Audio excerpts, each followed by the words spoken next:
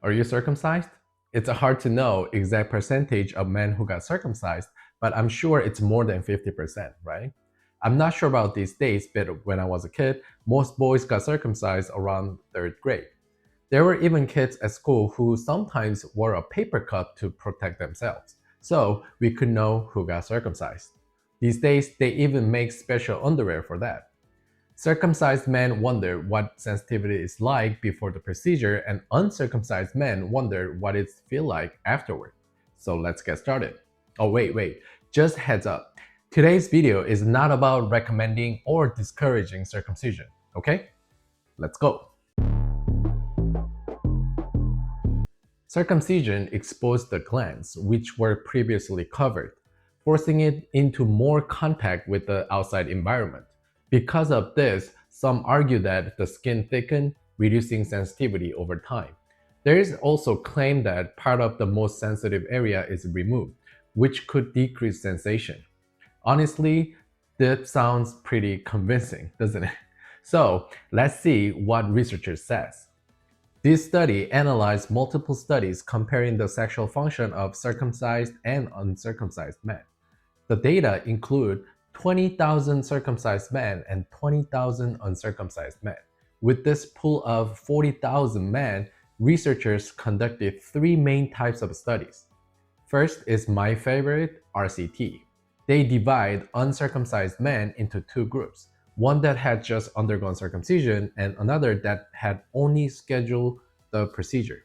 Then they compared the sexual function of both groups. The second method was a case control study. They compared the circumcision rate of men with sexual dysfunction to those without. The third model studied men before and after circumcision to see if anything changed. After systematically analyzing all these different models, researchers found no significant difference in erectile dysfunction, ejaculation time, premature ejaculation, libido, orgasm difficulty, or dyspareunia. In other words, circumcision did not significantly affect sexual function. But even though the large-scale analysis found no meaningful differences, some smaller studies did report changes. For example, this study observed 42 uncircumcised men who underwent circumcision and measured their sexual function before and after. The results show that ejaculation time increased, though other aspects of sexual function remained unchanged.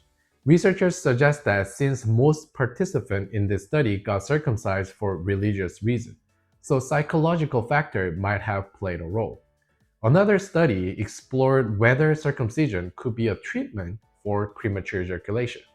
The results show a slight ejaculation delay after circumcision. However, there was no correlation between circumcision and standardized premature ejaculation score. So, the study concluded that circumcision is not reliable treatment for premature ejaculation.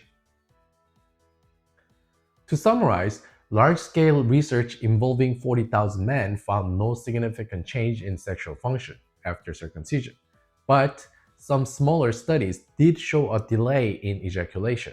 Overall, circumcision does not appear to have a negative impact on sexual function.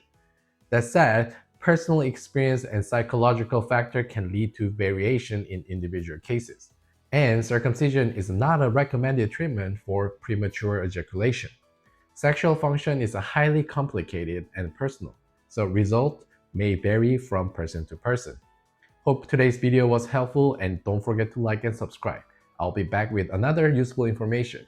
Remember, health is wealth, so invest in yourself. This is Dr. Sean making health easy for you. See you next time.